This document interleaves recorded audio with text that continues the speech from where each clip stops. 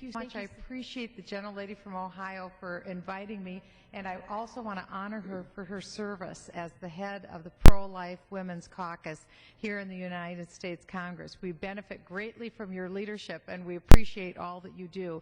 This is the first issue that all of us have to deal with, the issue of life, going all the way back to the Declaration of Independence. If you look at the Declaration, the inalienable rights, the rights that no government could give, that no government could take away, that were given to each one of us, a very personal right by our Creator, the first one is life.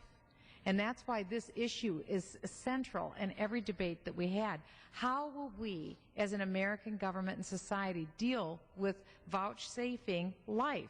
Because in the Declaration it goes on to say that governments were instituted to secure the inalienable right of life. That's why we're here, to make sure that life is a value that we uphold and that we save. And I appreciate so much the chart that the gentlelady has put up to demonstrate that 70% of Americans oppose funding for abortions. That's what we're going to see in this health care bill going forward, and I'm sure my colleague Dr. Rowe had addressed that very well, that Americans don't want to have their tax dollars pay for other people's abortions and have their consciences violated. That's why we've seen the Catholic bishops all across the country so heavily involved in this health care debate, because they know what will happen.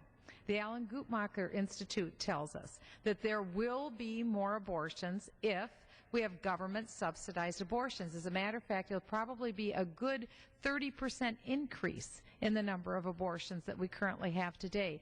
That wouldn't be good for the women of America, abortion-minded women, and it certainly wouldn't be good for the next generation.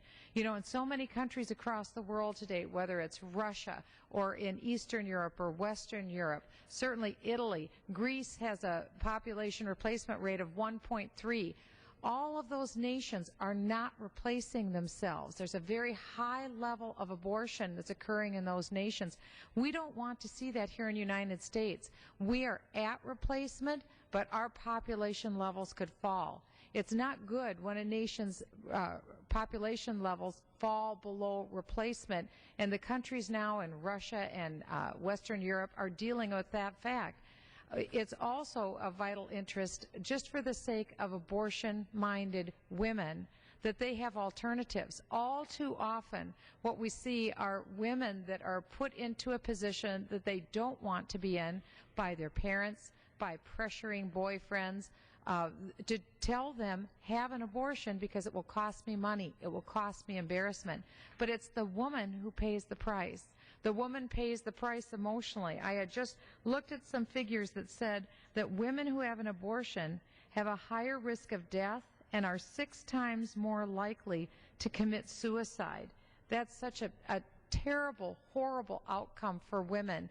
There are things that we can do for women who find themselves in an unplanned pregnancy. We have pro-life centers all across the nation that would love to help women, whether it's with free pregnancy tests, free ultrasound tests where they can see their unborn baby alive, moving within their womb. And then there's also helps whether it comes from free clothing during the pregnancy, free help with baby supplies once the baby comes. If a mother chooses that she would like to adopt her baby, there's services that are available that are free, open to women to help them with the adoption, and situations where women can actually help and choose the family that her baby will be raised in.